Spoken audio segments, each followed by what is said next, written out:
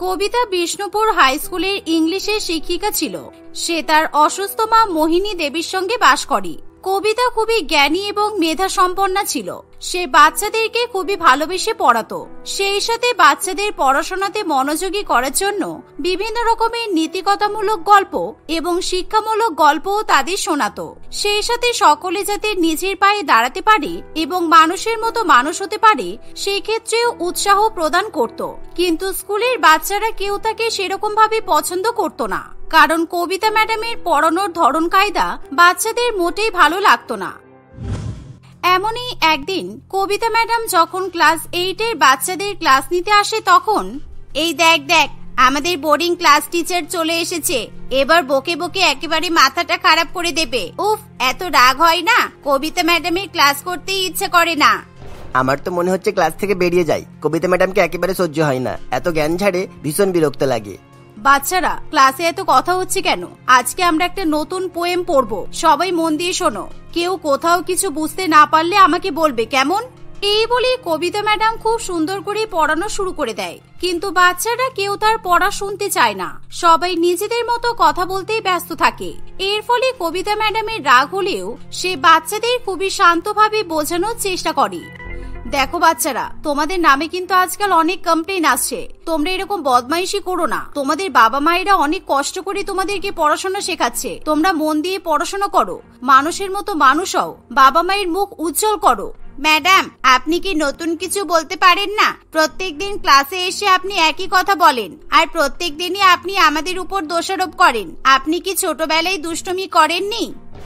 কবিতা madam কিছু বলতে যাবে তার আগে ক্লাসের ঘন্টা পড়ে যায়, আর ক্লাসের বাচ্চারা হো হো করে চিৎকার করে ওঠে। তাই কবিতা ম্যাডাম আর কোনো কিছু না বলে ক্লাস থেকে বেরিয়ে চলে যায়। আর ক্লাসের সকল বাচ্চারা তখনই তাদের প্রিন্সিপাল স্যারের কাছে গিয়ে বলে, স্যার, আপনি আমাদের জন্য নতুন ক্লাস টিচার কবে নিয়ে আসবেন? আমাদের কবিতা ম্যাডামকে একদমই ভালো লাগে না। ম্যাডামের পড়ানোর স্টাইল খুবই বোরিং, খুবই বাজে। ম্যাডাম আমাদেরকে পড়ান কম আর বেশি জ্ঞান দেন। পড়ানো বাদ দিয়ে সবসময় আমাদের সঙ্গে গল্প করেন। আপনি প্লিজ আমাদের জন্য একটা ভালো টিচার নিয়ে আসুন। প্রত্যেকদিন তোমাদের কাছ থেকে অভিযোগ শুনে শুনে আমি কিন্তু বিরক্ত হয়ে গেছি। তবে আর নয়, আমি তোমাদের সমস্ত সমস্যার সমাধান করে ফেলেছি। আমি তোমাদের জন্য ভালো ইংলিশের টিচার খুঁজে পাচ্ছিলাম না বলে একজন বিদেশি টিচারকে হায়ার করেছি। আমাদের স্কুলে এবার বিদেশি ম্যাডাম এসে তোমাদেরকে ইংলিশ পড়াবে। তোমরা খুশি তো? প্রিন্সিপাল স্যারের কথা শুনি সকলেই আনন্দে নেচে ওঠে। আর সেদিনই প্রিন্সিপাল স্যার কবিতা ম্যাডামকে চাকরি থেকে বিতাড়িত করে। এর ফলে কবিতা ম্যাডাম চোখে অস্ত্র নিয়ে স্কুল থেকে বেরিয়ে যায়, কারণ তার কাছে চাকরিটা খুবই গুরুত্বপূর্ণ ছিল।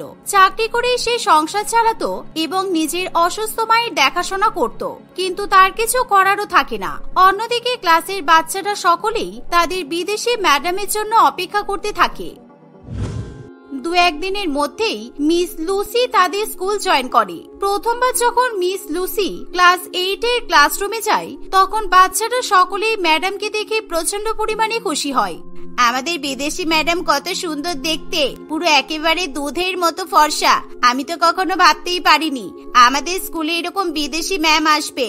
আর দেখ, ম্যাডামটা কত মডার্ন, জিন্স টপ পরে স্কুলে এসেছে। ম্যাডামকে দেখতে কিন্তু দারুণ লাগছে, বল? শেষ পর্যন্ত তাহলে আমরা আমাদের বোরিং টিচারের হাত থেকে রেহাই পেয়েই গেলাম। তোরা দেখবি সবাই, ম্যাডাম আমাদের কত ইন্টারেস্টিং ওয়েতে পড়াবে।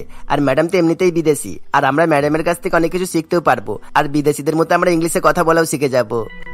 ও মাই গড, সো ডার্টি। একি, তোমাদের ক্লাসরুমে এসি নেই কেন? এভাবে গরমের মধ্যে আমি তোমাদের ক্লাস করাবো কিভাবে?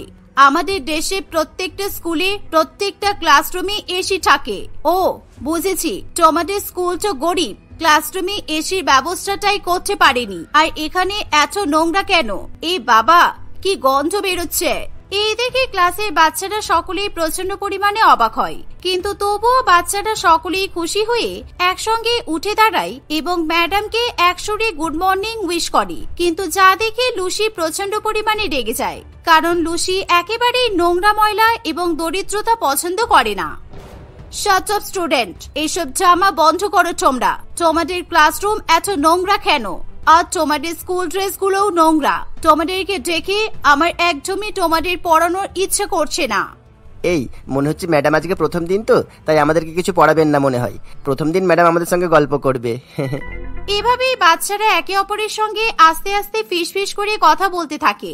আর যা দেখে লুসি ম্যাডাম বলে, এই যে stand up both of you. তোমাদের সাহস কি করে হয় আমি তোমাদের ক্লাসে থাকা অবস্থায় তোমরা নিজেদের মধ্যে গল্প করছো? উঠে দাঁড়াও তোমরা। এই ছেলে, তোমার নাম কি বলো? তোমার রোল নাম্বার কত? লুসি ম্যাডামের কথা শুনে রাজা ভয়ে ভয়ে উঠে দাঁড়ায়। আমার নাম রাজা ম্যাডাম, আমার রোল নম্বর হলো 5। আমার ভুল হয়ে গেছে ম্যাডাম, আপনি আমাকে ক্ষমা করে দিন। আমি আর আপনার ক্লাসে কখনো কথা বলবো না। I am sorry madam. Lucy কাউকে কখনো ক্ষমা করে না। যে অন্যায় করে, যে দুষ্টুমি করে, তাদেরকে লুসি পানিশমেন্ট দেয়। তাই আমি তোমাদের দুজনকে পানিশমেন্ট দেব। তোমাদের দেশের টিচাররা তোমাদেরকে কোনো ম্যানার্স শেখায়নি, সেই জন্য আজকে তোমাদের এই অবস্থা। তোমাদের টিচাররা হয়তো কোনো ভুল করলে তোমাদেরকে ক্ষমা করে দিত, সেই জন্য তোমরা এতটা দুষ্টু হয়েছ। কিন্তু আমি তোমাদেরকে ক্ষমা করতে পারবো না। না ম্যাডাম, আপনি দয়া করে আমাদেরকে পানিশমেন্ট দেবেন না। আমরা পরের দিন থেকে এরকম করব না। আমরা আপনার ক্লাসে একদম চুপচাপ বসে থাকবো, আর আপনি যা বলবেন তাই শুনবো। আর কোনো কথা হবে না। তুমি ফার্স্ট ফ্লোর থেকে 5th ফ্লোর পর্যন্ত 20 বার ওঠা নামা করবে।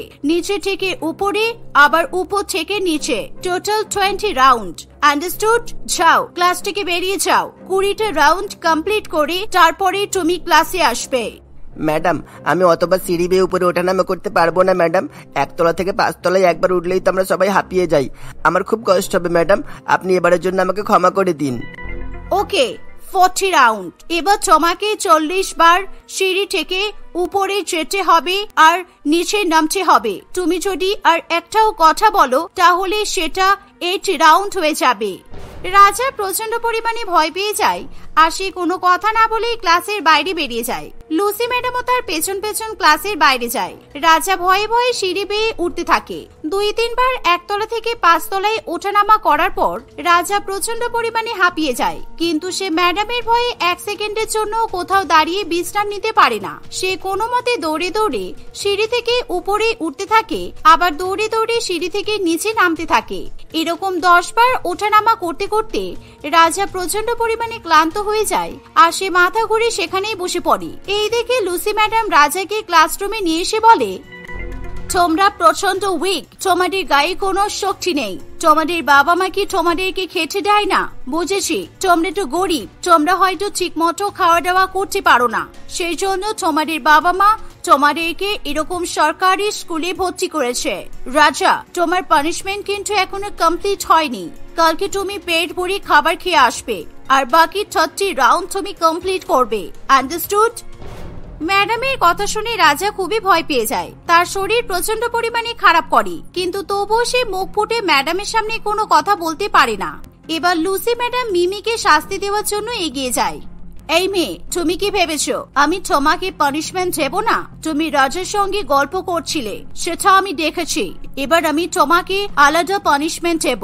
তোমার হাত সামনে নিয়ে এসো, আমি স্কেল দিয়ে তোমার হাতে 40 বার মারবো। ম্যাডামের কথা শুনে মিমি প্রচন্ড পরিমাণে কান্নাকাটি করতে শুরু করে দেয়, কারণ মিমি প্রচন্ড পরিমাণে ভীতু একটি মেয়ে ছিল। না ম্যাডাম, আপনি আমাকে এতবার স্কেল দিয়ে মারবেন না, না হলে আমি মরে যাব। আমি আপনার পায়ে পড়ি ম্যাডাম, আপনি আমাকে ছেড়ে দিন। আর আমি তো একজন মেয়ে, আমাদের স্কুলের মেয়েদের গায়ে হাত তোলা হয় না। আপনি দয়া করে আমাকে মারবেন না ম্যাডাম। তোমাদের দেশে কি হয় না হয় সেটা আমি দেখতে যাব না। আমাদের দেশে ছেলে আর মেয়ে সবাই সমান, তাই রাজাকে আমি যেমন শাস্তি দিয়েছি তোমাকেও শাস্তি দেব। এই বলে লুসি ম্যাডাম স্কেলের বাড়ি মিমিকে 40 বার মারে। এর ফলে মিমির 2 হাত একেবারে লাল হয়ে যায় আর মিমি প্রচন্ড ব্যথা যন্ত্রণায় কান্নাকাটি করতে থাকে। রাজা এবং মিমির এরকম অবস্থা দেখে সারা ক্লাসের বাচ্চারা ভয়ে থরথর করে কাঁপতে থাকে। কেউ মুখ থেকে কোনো টু শব্দ বের করার মতো সাহসও পায় না। এভাবেই প্রথম দিন লুসি ম্যাডাম রাজা এবং মিমিকে পানিশমেন্ট দিতে গিয়ে সময় নষ্ট করে ফেলে। পরের দিন লুসি ম্যাডাম ক্লাসে এলে বাচ্চারা ভয়ে একেবারে গুটিসুটি মেরে থাকে। আমার এরকমই শান্ত ক্লাস পছন্দ। আচ্ছা, আজকে সবার আগে আমি তোমাদের ক্লাস টেস্ট নেব। আমি দেখতে চাই তোমাদের ক্লাস টিচাররা তোমাদের কি শিখিয়েছে, তোমরা কেমন পড়াশোনা করো, আজও তোমরা কিছু জানো নাকি তোমরা সবকটা মূর্খ, আমি সেটা জানতে চাই। তারপর আমি আমার মতো করে তোমাদেরকে পড়াবো। আমি কোয়েশ্চেন বলছি, তোমরা খাতায় লেখো। এই বলে লুসি ম্যাডাম খুবই কঠিন প্রশ্ন বাচ্চাদেরকে বলে আর তাদেরকে খুবই কম সময় দেয় যাতে বাচ্চারা ঠিকমতো উত্তর লিখতে না পারে আর সে বাচ্চাদেরকে আবার শাস্তি দিতে পারে। কিন্তু ক্লাসের বাচ্চারা সকলেই খুবই কম সময়ের মধ্যেই সমস্ত প্রশ্নের উত্তর খুব সুন্দরভাবে এবং সঠিকভাবে লিখে ফেলে, যা দেখে লুসি ম্যাডাম প্রচন্ড পরিমাণে অবাক হয়। ও মাই গড, আমি তোমাদেরকে এত টাফ কোয়েশ্চেন করেছি, কিন্তু তবু তোমরা সব প্রশ্নের উত্তর এত সহজে কিভাবে লিখলে? তোমাদের ক্লাস টেস্টে সকলেই পাশ করেছে, আমার তো বড্ড অবাক লাগছে, এটা কিভাবে সম্ভব? ম্যাডামের কথা শুনে সকল বাচ্চারা খুবই খুশি হয় আর তারা আনন্দে উত্তেজিত হয়ে পড়ে এবং সকলে মিলে উঠে দাঁড়িয়ে চিৎকার চেঁচামেচি শুরু করে দেয়। ইয়ে, আমরা সবাই পাশ করেছি, আমরা সবাই ক্লাস টেস্টে পাশ করেছি, আমাদের বিদেশি ম্যাডাম আমাদের ফুল মার্কস দিয়েছে, ইয়ে কি মজা। কি ম্যাডাম, দেখলেন তো আমরা দুষ্টুমি করলেও আমরা কিন্তু পড়াশোনাতে সবাই খুব ভালো। আজকে আপনি আমাদেরকে পানিশমেন্ট দিতে পারবেন না, কারণ আজকে আমরা সবাই পাস করেছি। ক্লাসের মধ্যে বাচ্চাদের এরকম চিৎকার চেঁচামেচি শুনে লুসি ম্যাডাম আবার প্রচন্ড পরিমাণে রেগে যায়। শাট আপ, তোমরা সব কটা মূর্খ আর তোমরা মূর্খই থেকে যাবে, তোমরা কখনো শিক্ষিত হতে পারবে না। এরকম ভাবে ক্লাসের মধ্যে কেউ নাচানাচি করে? তোমরা সবাই বসো জায়গায় চুপ করে। ম্যাডাম, আমরা তো আপনার ক্লাস টেস্টে সবাই পাস করেছি, কিন্তু তবু আপনি আমাদেরকে মূর্খ বলছেন কেন? রাজার কথা শুনে লুসি ম্যাডাম আবার প্রচন্ড পরিমাণে রেগে যায় আর বাচ্চাদেরকে শাস্তি দেওয়ার খুব ভালো মতো সুযোগও সে পেয়ে যায়। তোমরা পাশ করেছো তা ঠিকই, আমি তোমাদেরকে পানিশমেন্ট দিতে পারবো না। তোমরা আমার ক্লাসে শোরগোল করেছো, আমার ক্লাসে তোমরা অসভ্যতামি করেছো, তাই আমি তোমাদেরকে পানিশমেন্ট দেব। কিন্তু আজকে আমি তোমাদেরকে নিজের হাতে মারবো না, আজকে তোমরা নিজেরাই একে অপরকে মারবে। তোমরা সবাই একে অপরকে থাপ্পড় মারো। রাজা, তুমি মিমিকে থাপ্পড় মারবে আর মিমি তুমি রাজাকে থাপ্পড় মারবে। এভাবেই বাকি সকলে একে অপরকে মারবে, ওকে? এই মিমি, তুই কিন্তু আমার গালে আস্তে আস্তে চড় মারবি আর আমিও তোকে আস্তে আস্তে চড় মারবো, কিন্তু আমরা এমন নাটক করব যেন আমরা অনেক জোরে জোরে মারছি, তাহলে আমাদের দুজনের কারোরই আর ব্যথা লাগবে না, বুঝেছিস? এই বলে বাচ্চারা একে অপরকে জোরে জোরে থাপ্পড় মারার নাটক করে, কিন্তু লুসি ম্যাডাম বুঝতে পেরে যায় যে বাচ্চারা একে অপরকে মারার শুধুমাত্র নাটক করছে। তাই লুসি ম্যাডাম বাচ্চাদের কাছে যায় আর রাজার গালে ঠাস করে জোরে একটা থাপ্পড় বসিয়ে দেয়। এর ফলে রাজার গাল সঙ্গে সঙ্গে লাল হয়ে যায়। এরকম ভাবে থাপ্পড় মারতে হয়। তখন থেকে তোমরা একে অপরকে থাপ্পড় মারছো, কিন্তু তোমাদের গাল লাল হচ্ছে না কেন? ঠিক এমন সময় প্রিন্সিপাল স্যার সেখানে চলে আসে আর বাচ্চাদের প্রতি লুসি ম্যাডামের ব্যবহার দেখে স্যার প্রচন্ড পরিমাণে রেগে যায়। মিস লুসি, আপনি বাচ্চাদের উপর এইভাবে অত্যাচার করতে পারেন না। বাচ্চাদের গায়ে এরকম ভাবে হাত দেওয়া যে অপরাধ, আপনি সেটা জানেন না? স্যার, আমাদেরকে ক্ষমা করে দিন, আমাদের এরকম বিদেশি অত্যাচারী ম্যাডাম চাই না। এই ম্যাডাম খুবই নিষ্ঠুর, আমাদেরকে সবসময় শাস্তি দেয়। আপনি দয়া করে আমাদের কবিতা ম্যাডামকে ফিরিয়ে নিয়ে আসুন। ওনার মর্ম আমরা আজকে বুঝতে পারছি। উনি আমাদের খুব ভালোভাবে পড়াতেন আর নাইবা উনি কখনো আমাদেরকে মারধর করতেন। আমাদের ভুলের শাস্তি আমরা পেয়ে গেছি স্যার। এভাবে সকল বাচ্চারা প্রিন্সিপাল স্যারের কাছে অনুরোধ করে যাতে কবিতা ম্যাডামকে আবার স্কুলে ফিরিয়ে নিয়ে আসা হয়। প্রিন্সিপাল স্যার তখনই স্কুল থেকে অত্যাচারী লুসি ম্যাডামকে বিতাড়িত করে আর কবিতা ম্যাডামকে আবার সসম্মানে স্কুলে ফিরিয়ে নিয়ে আসে। এর ফলে বাচ্চারা সকলেই খুবই খুশি হয়। তারপর থেকে কখনোই তারা কবিতা ম্যাডামকে অসম্মান করে না। তারা সকলেই ম্যাডামকে যথেষ্ট মর্যাদা দেয় আর সকল বাচ্চারা এখন মন দিয়ে পড়াশোনাও করে। আমরা তো কোনোদিনও ভাবিনি যে তুমি ফিরে আসবে দিদি। আমি যদি জানতাম তুমি আসবে তাহলে আমি এমন কাজ কোনোদিনও করতাম না। আমি ভেবেছিলাম তুমি আর রাহুল একসঙ্গে কোথাও চলে গেছো। কোনো কারণ ছাড়াই তুমি নিজের মতো আমাকে ভেবে নিলে। তোমার হঠাৎ কেন মনে হলো আমি তোমার স্বামীর সঙ্গে চলে যাব? নাকি আমার স্বামীর সঙ্গে ঘর সংসার করতে চেয়ে তুমি এরকম প্ল্যান বানিয়েছিলে যাতে আমাকে রাস্তা থেকে সরিয়ে দিতে পারো? এসব তুমি কি বলছো কিয়া? 2 বছর আমরা তোমার জন্য অপেক্ষা করেছি। আমাদের বাচ্চাগুলো তো ছোট, ওদের তো মা বাবা দুজনেরই ভালোবাসা লাগবে, তাই না? এই জন্যই তো আমরা এরকম সিদ্ধান্ত নিতে বাধ্য হয়েছি। তুমি তো কোনো কথাই বলো না। যে নিজের ভাইয়ের বউয়ের জন্য নিজের স্ত্রীকে ভুলে যেতে পারে তাকে আমি মানুষ বলেই মনে করি না। আর তার বলা কথারও কোনো দাম নেই আমার কাছে। তুমি যেটা ভাবছো সেরকম কিছুই নয় দিদি। আমাদের প্রথম থেকে এরকম কোনো প্ল্যান ছিল না। আমরা শুধুমাত্র বাচ্চাগুলোর কথা ভেবে এরকম সিদ্ধান্ত নিতে বাধ্য হয়েছি, আর কিছু নয়। তুমি এভাবে আমাদের ভুল বুঝো না প্লিজ। আর কি ঠিক বুঝবো তোমাকে? আমার স্বামীকে বিয়ে করে আমার বাচ্চাগুলোকে নিজের করে নিয়েছো। তোমার বিয়ে করে আসার কয়েক মাসের মধ্যেই তো এমন দুর্ঘটনা ঘটলো। আমরা দুজনেই বাড়ি থেকে চলে গেলাম, তার মধ্যে তুমি নিজের ভাসুরকে বিয়ে করে নিলে। এবার কিন্তু তুমি ভদ্রতার মাত্রা পেরিয়ে যাচ্ছ। তোমাকে আমরা বোঝানোর চেষ্টা করলেও তুমি এইভাবে অভদ্র আচরণ করে যাচ্ছ। এত কিছুর পরও তুমি চাও তোমাদের থেকে আমি ভদ্রতা শিখি? আমি তো মীনাক্ষীর কথা বুঝতেই পারছি না। ওর যদি তোমাকে এতই পছন্দ ছিল তাহলে শুধু শুধু কয়েক মাসের জন্য রাহুলকে বিয়ে করে ওর জীবনটা নষ্ট করলো কেন? একেবারে তো তোমাকে বিয়ে করতে পারতো। আমি ডিভোর্স দিয়ে বাচ্চাগুলোকে নিয়ে চলে যেতাম। এরকম যদি কিছু থাকতো তবে তো তোমাকে বলতামই। শুধুমাত্র বাচ্চাগুলোর কথা ভেবে আর মীনাক্ষীর ভবিষ্যতের কথা ভেবে এই সিদ্ধান্ত নিয়েছি। আর তুমি কিনা আমাদেরকে এইভাবে অপমান করছো। মীনাক্ষীর আর কি আছে বলো তো? রাহুল চলে যাওয়ার পর থেকে ওকে যদি বাড়ি থেকে তাড়িয়ে দিতাম তাহলে ও কোথায় গিয়ে থাকতো? মীনাক্ষীর জন্য তো তোমার চিন্তা বরাবরের জন্যই ছিল। নিজে দেখে ভাইয়ের জন্য বউ এনেছিলে। এখন তো মনে হচ্ছে সেসবও তোমারই প্ল্যান ছিল। কিয়ার কাছে একের পর এক খারাপ কথা শুনে অরূপ প্রচন্ড রেগে যায় এবং সে কিছু না বলে সেখান থেকে চলে যায়। কিন্তু এরপরেও মীনাক্ষীর প্রতি কিয়ার খারাপ ব্যবহার একটুও কমে না। প্রায় 3 বছর আগের কথা, যখন কেয়া এবং অরূপ তাদের 4 বছরের ছোট্ট মেয়ে শিমলি এবং 2 বছরের ছেলে পাপাইয়ের সঙ্গে থাকত। অরূপের একমাত্র ভাই রাহুল বিদেশ থেকে পড়াশোনা করে সবেমাত্র দেশে ফিরেছিল। দেশে ফেরার কয়েকদিনের মধ্যেই রাহুলের সঙ্গে মীনাক্ষীর বিয়ে হয়। তারা সবাই মিলেমিশে খুবই মজা করে থাকত, কিন্তু কখনো কখনো মীনাক্ষীর ওপর কেয়ার খুবই সন্দেহ হতো। একদিন সন্ধ্যাবেলা অরূপ বাড়িতে আসতেই মীনাক্ষী তার জন্য জল নিয়ে আসে। এই মেয়ে, তুমি কি চাও বলো তো? তুমি কি আমার স্বামীর চোখে আমাকে খারাপ স্ত্রী প্রমাণ করতে চাইছো? দয়া করে তুমি এসব চেষ্টা করো না। আমি বেঁচে থাকতে তা কখনোই হতে দেব না। তুমি এমন ভাবে কেন বলছো দিদি? আমি কি এমন করলাম? দাদা এতক্ষণ পর অফিস থেকে বাড়ি ফিরলো, তাই জন্যই তো আমি একটু জল নিয়ে এলাম। তোমার দাদাকে জল দেওয়ার জন্য কি আমি ছিলাম না? নাকি দাদা বলেছিল যে তোমার হাতে জল সে খেতে চায়? কোনটা আমাকে বলো, তারপরে আমি বিচার করে বলছি তুমি ঠিক করছো না ভুল করছো। নাকি দাদা বলেছিল যে তোমার হাতে জলই সে খেতে চায়? এক গ্লাস জল দেওয়া নিয়ে এত ঝামেলা কেন করছো? আমি তো এখানে এসে 10 মিনিট ধরে বসে আছি, তোমার তো পাত্তাই পাইনি। তোমার কি কোনো হুঁশ ছিল যে আমি বাড়ি এসেছি?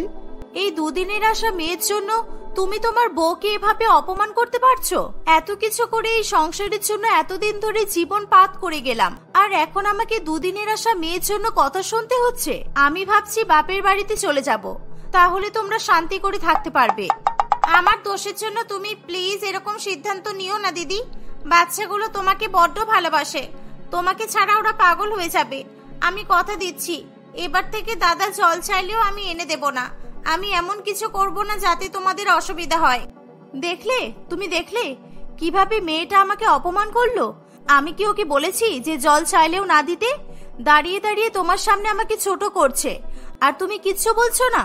তোমাদের মন যা চায় তোমরা তাই করো। এই বলে কেয়া সেখান থেকে চলে যায়। কেয়ার ব্যবহারে অরূপ এবং মীনাক্ষী দুজনেরই খুবই খারাপ লাগে। কেয়া ছোটখাটো ব্যাপারে মীনাক্ষীকে খুবই অপমান করে। সে কিছু করলেও তাকে খারাপ কথা বলে, আবার কিছু না বললেও তাকে খারাপ কথা শোনায়। কেয়া মীনাক্ষীর জন্য জামা কাপড় পরা নিয়েও মাঝে মধ্যে রাগ দেখায়। এক কথায় বলতে গেলে সে মীনাক্ষীকে একেবারে কোণঠাসা করে দেয়। একদিন বাইরে ঘুরতে যাওয়ার সময় মীনাক্ষী একটা লাল রঙের শাড়ি পরে। এত সেজেগুজে কোথায় যাওয়া হচ্ছে শুনি? ভর দুপুর বেলা বাড়ির বৌমারা এভাবে সেজেগুজে ঘুরতে বেরোই আমি প্রথমবার দেখলাম। আসলে আমি আমার এক বন্ধুর সঙ্গে দেখা করতে যাব। বিয়ের পর থেকে একবারও তার সাথে দেখা হয়নি। ও অনেকদিন ধরেই বলছে আজকে বাড়িতে একটু কাজ কম আছে, তাই ভাবলাম একটু দেখা করেই আসি। তোমার আবার বন্ধুও আছে? জানতাম না তো। অরূপ তো বলেছিল তোমার নাকি এই পৃথিবীতে কেউ নেই, তুমি অনাথ, তাই সে তোমাকে ওর ভাইয়ের বউ করে নিয়ে এসেছে। এখন তো শুনছি তোমার এই শহরে বন্ধু বান্ধবও আছে। বাহ! হ্যাঁ দিদি, দাদা তো ঠিকই বলেছে। এই পৃথিবীতে আমার নিজের বলতে কোনো আত্মীয় নেই। বন্ধু আছে কয়েকজন, আর তাদের মধ্যে একজন দাদার অফিসে কাজ করে, সেখান থেকেই দাদা আমার খোঁজ পেয়েছে। ঠিক আছে, এখন ওসব বাদ দাও, তাড়াতাড়ি যাও আর তাড়াতাড়ি এসো। বাচ্চা সামলে আমি কিন্তু ঘরের বেশি কাজ করতে পারবো না। তুমি আসলেই রাত্রের খাবার বসানো হবে। মীনাক্ষী সেখান থেকে চলে যায়। বেশ অনেকটা বেলা হয়ে যাওয়ার পরেও মীনাক্ষীকে ফিরে আসতে না দেখে কেয়ার খুবই চিন্তা হয়। সে মীনাক্ষীকে ফোন করেও পায় না। কিছুক্ষণ পরে অরূপ এবং মীনাক্ষী একসঙ্গে হাসাহাসি করতে করতে বাড়ি ফেরে। তাদেরকে দেখে কেয়া তেলে বেগুনে জ্বলে ওঠে। তারা কোথায় ছিল, কি হয়েছিল কিছু না জিজ্ঞাসা করেই কেয়া মীনাক্ষীকে নানান রকম ভাবে অপমান করতে থাকে। ও আচ্ছা, এই তাহলে তোমার বন্ধু, যার সাথে তুমি দেখা করতে তার পছন্দের রঙের শাড়ি পরে বেরিয়েছিলে। তাই ভাবি হঠাৎ করে তুমি লাল রঙের শাড়ি পরলে কেন? এমনি সময় তো তুমি কুর্তি আর চুড়িদার পরেই ঘুরে বেড়াও, আর আজকে তুমি শাড়ি পরলে, আবার লাল রঙের, যেটা কিনা আমার স্বামীর পছন্দের রং। তোমার মাথাটা একদম খারাপ হয়ে গেছে বুঝলে। তোমাকে সত্যি সত্যি এবার একটা মাথার ডাক্তার দেখাতে হবে। এরকম দিনরাত সন্দেহ করে বাড়ির পরিবেশটাকে তুমি পুরোপুরি নষ্ট করে দিচ্ছ। অফিস থেকে আসলাম, কোথায় একটু বসে গল্প করব, কথা বলবো, তা নয় তুমি ঝগড়া শুরু করে দিলে। ঝগড়া কেউ ইচ্ছে করে করে? তুমি কি ভাবো আমি কিছুই বুঝি না, তাই তো? আমাকে দুটো বাচ্চার সঙ্গে এই বাড়িতে ফেলে রেখে তোমরা দুজনে ঘুরে বেড়াবে, আনন্দ করবে, আর আমি সেগুলো চুপ করে সহ্য করব? রাহুল তো সপ্তাহে 5 দিন বাড়িতেই থাকে না, না হলে আমি ওকে সব বলে দিতাম। আমি কেন দাদার সঙ্গে ঘুরতে যাব বলো তো? আমি তো তোমাকে বলেই গেলাম যে আমি আমার বন্ধুর সঙ্গে দেখা করতে যাচ্ছি। এটাও বললাম যে আমার বন্ধু দাদার অফিসেই কাজ করে। সেই বন্ধুর সাথে দেখা করে ফেরার সময় আমার দাদার সঙ্গে দেখা হয়ে গেছে, তাই আমরা একসাথে বাড়ি ফিরে এসেছি। তুমি তো কম শিয়ানা নও, তুমি ভালোই ফাঁদ পাততে জানো। বাড়ি থেকে বেরোনোর আগেই ভালো করে সব সাজিয়ে গিয়েছিলে, যাতে আমি কোনো প্রশ্ন করলে সব বলতে পারো। আমি আর এই অশান্তি সহ্য করতে পারছি না। আমি আজই তোমাদের বাড়িতে ফোন করব, আর তোমার দাদাকে বলবো যেন কয়েকদিনের জন্য তোমাকে ওখানে গিয়ে রাখে, তাহলে যদি তোমার মাথাটা একটু ঠান্ডা হয়। তাই করো, এক ঢিলে 2 পাখি মারা হয়ে যাবে। আমি বাপের বাড়িতে চলে গেলে তোমাদের সাথেও আর কেউ খিটখিট করার থাকবে না, আর তোমরাও নিজেদের ইচ্ছে মতো ঘুরতে পারবে। আজকে আমার দাদাকে ফোন করে দিও। কেয়াকে অনেক বোঝানো সত্ত্বেও সে মীনাক্ষী কিংবা অরূপ কারোর কথাই বিশ্বাস করে না। রাহুল অফিস থেকে বেশ কয়েকদিনের ছুটি নিয়ে বাড়িতে আসে। বাড়িতে আসার পর সে বাড়ির সকলের জন্য জামা কাপড় কিনতে পাশের শহরে শপিং করতে যেতে চায়, কিন্তু তাদের পরিবারের এমন অবস্থা ছিল যে কেউই শপিং এ যাওয়ার ইচ্ছা প্রকাশ করে না। রাহুল মীনাক্ষীকে বললেও সেও তার কথা ফিরিয়ে দেয়, আর অরূপ তো সারাদিন অফিসেই থাকে, তাই রাহুল তাকেও বলতে পারে না। পাশের শহরে একটা সুন্দর হস্তশিল্প মেলা লেগেছে, যেখানে হাতে বোনা জামা কাপড় পাওয়া যাচ্ছে। তোমার তো এখন বেশ কয়েকদিন ছুটি আছে, তাই ভাবলাম সবাই মিলে যাব, কিন্তু তোমরা তো আমার ইচ্ছাকে পাত্তাই দিচ্ছ না। সাধারণ কোনো শপিং মল থেকে জামা কাপড় কেনার হলে এতবার বলতাম না। এরকম মেলা কি বারবার হয় বলো? বাধ্য হয়ে মীনাক্ষীকে তার বাচ্চাগুলোকে বাড়িতে রেখে রাহুলের সঙ্গে যেতে হয়। রাস্তায় তাদের গাড়িটা একটা ভয়াবহ অ্যাক্সিডেন্টের সম্মুখীন হয়। আশেপাশের লোকজন তাদেরকে হাসপাতালে নিয়ে যায়। রাহুল কোমায় চলে যায়, আর কেয়া স্মৃতিশক্তি হারিয়ে ফেলে। অরূপ এবং মীনাক্ষী অনেক খুঁজলেও তাদের কোনো সন্ধান পায় না। এইভাবেই বেশ কয়েকদিন কাটে। অরূপ এবং কেয়ার 2 ছেলে মেয়ে শিমলি আর পাপাই দিনরাত তাদের মায়ের জন্য কান্নাকাটি করত। মা কখন আসবে বাবা? মা তো বলেছিল আমাদের জন্য নতুন জামা কিনতে গেছে, কিন্তু মা এখনো এলো না। কতদিন হয়ে গেল, আমি মায়ের কাছে যাব, না হলে আমি কিচ্ছু খাবো না। শিমলি আর পাপাইকে ভালো রাখার জন্যই মীনাক্ষী আর অরূপ দুজনে দুজনকে বিয়ে করার সিদ্ধান্ত নেয়। অন্যদিকে ডাক্তার বা পুলিশ কাউকেই কেয়া তার বাড়ির নাম ঠিকানা কিছুই মনে করে বলতে পারে না। দেখতে দেখতে 2 বছর কেটে যায়।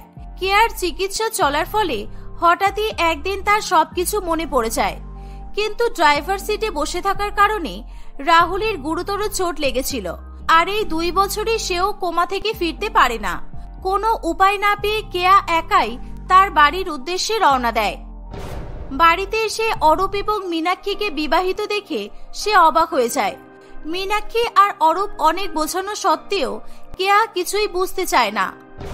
অন্যদিকে এই 2 বছরে কেয়া ছেলে মেয়েরাও তাকে ভুলে যায়। পাপাই, কতদিন পরে তোকে দেখলাম, কত বড় হয়ে গেছিস বাবা।